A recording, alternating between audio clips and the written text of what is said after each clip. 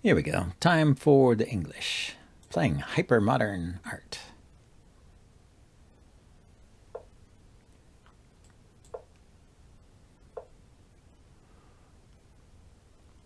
Okay, we've got a symmetrical setup here. You know, I played this knight to f3 a little quickly. This means I can't go for the usual Botvinnik setup that I like to play. So we'll get a different kind of English this time. I think I'm going to play with d5 then. d4 rather. I could play e6 to prepare it. Just e4 directly, he takes, I take. I mean, the knight is pinned along this diagonal, so he can't even take back and trade knights. So he doesn't. Could I push on to E? Could I push on to d5? He takes, I take. The knight's defending it. His knight moves, then he'll have 3 pieces attacking it.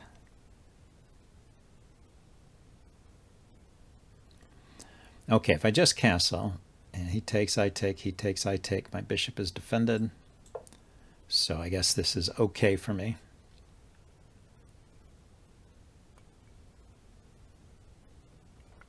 And we'll see how black deploys the rest of his forces. There's some advantage to black taking. It seems like it leaves him without many pawns in the center, but but he would have 2 pawns. Yeah, he would have the D and the E pawn, and I would just have the E pawn. So he would have a central advantage. But he didn't take. He played D5 himself. So I guess I should take that. Maybe I can give him the give him the hanging pawns and then play against that. Oh, he doesn't want the hanging pawns. He takes with a knight. So if I take again, I take with the queen, and do I have a great discovery there?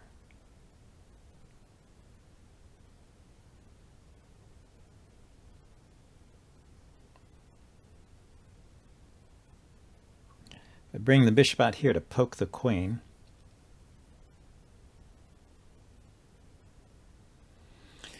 He might just block. He hasn't castled yet, which is interesting. So maybe I should just play directly with moves like e4 here.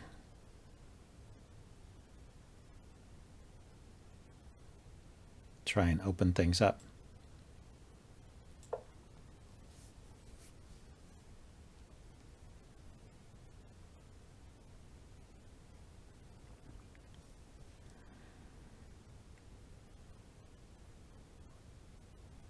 If I can chase this knight away, the knight on c6 away from this diagonal, I have a queen check over here. That might be a bit awkward for him.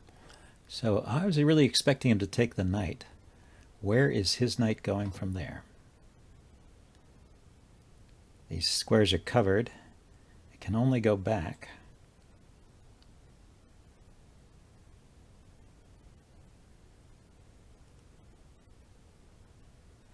Okay, I guess his idea is he's going to take the pawn. So I play here, he takes the pawn.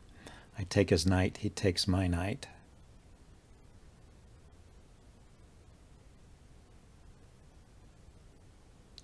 I take back.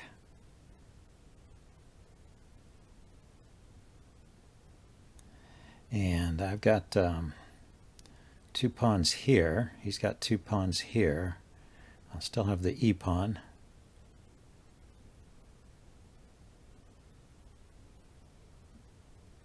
And he might trade queens.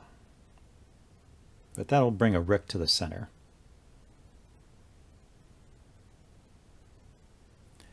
Another option might be to push the D pawn forward.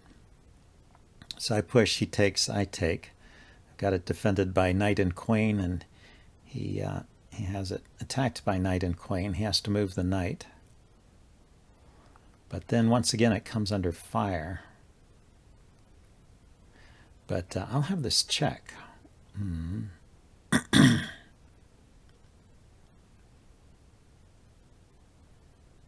Now he can block the check. His knight could go back to e7, blocking the check. And then I'll have bishop, knight, and queen attacking the pawn, and I'll just have knight and queen defending. I can move this knight out of the way and bring my bishop in. Let's push on. Let's try this out. Hard to say.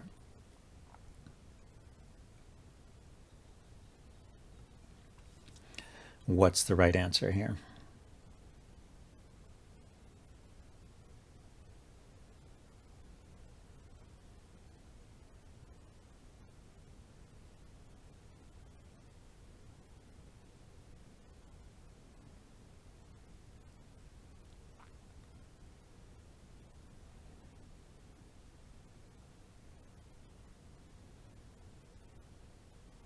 Well, I gave him something to think about at least. So he's going to take his time, which is smart. He was moving kind of quickly up to this point. I don't know if he's made any mistakes, but I was a little surprised by this knight b4 move. Might be good, but he did play it kind of quick. And the more normal response there is to take the knight on c3. I take back with the pawn. And he trades again, be a position kind of like a Tarrasch defense, where I have a d pawn, which hasn't got a companion c pawn after the trades, and it might become weak. I mean, he has some ideas for playing against it. But instead he went this route.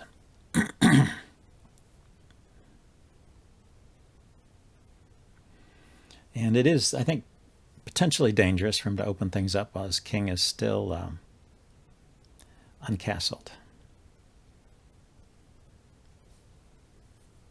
So look for ways to exploit that. Mainly this diagonal here looks interesting. I just moved the knight out of the way.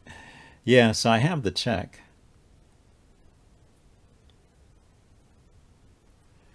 And well, he can block with the queen. Let's go ahead and kick the knight now. I can kick the knight back because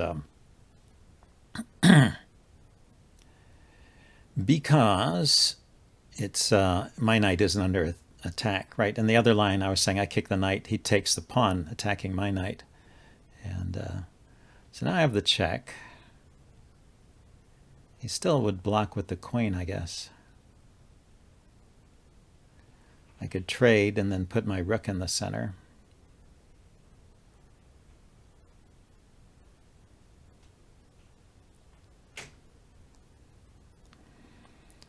Let's see, is knight to e4 an idea? Knight to b5. I check.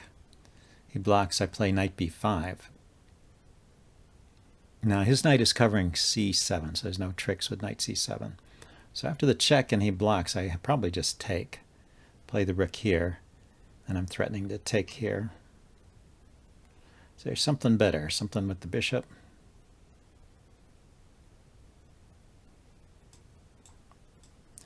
Not seeing it.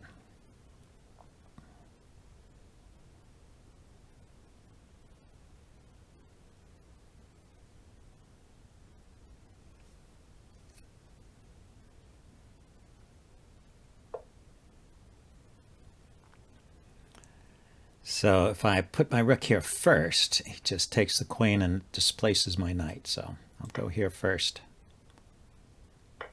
Bring the rook to the center. And see if there's something I can get out of this position. There is knight here, check. The king would just go back. I mean, I could have played that instead of knight here. But it doesn't do a whole lot. Okay, so he gets his knight activated. The threat on my rook. I can play the check first. Pawn takes pawn. It's a double check, so the king has to move. He can take the pawn or he can step back.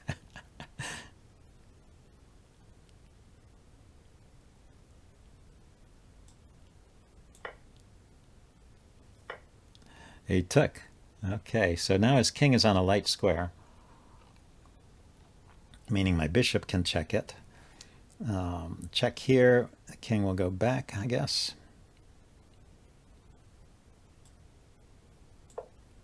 I just spotted the idea that I could bring my rook in here.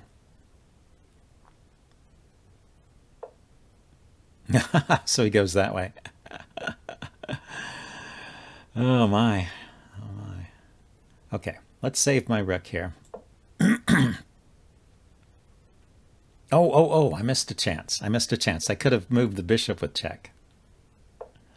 He's still letting me do it. I thought he was going to trade this bishop off. I actually want this bishop. It seems like a pretty nice piece for the attack here.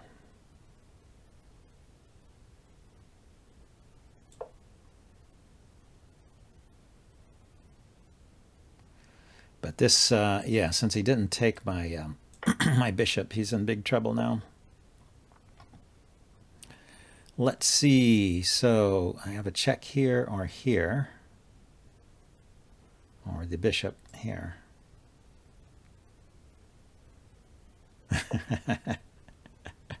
This king, it might be nice. I might get to mate the king against the side of the board here. He went there first. Yeah, if he came here, then I had the bishop check, and then the pawn would be mate. Well, still, I can do it in the other order. I can do the pawn up first, and then here. A nice little mate on the side of the board. So anyway, that was a cute game. I will upload this, and in spite of my missed chance there, I think I played reasonably well. We'll check it out in the postmortem. See you guys later. Bye.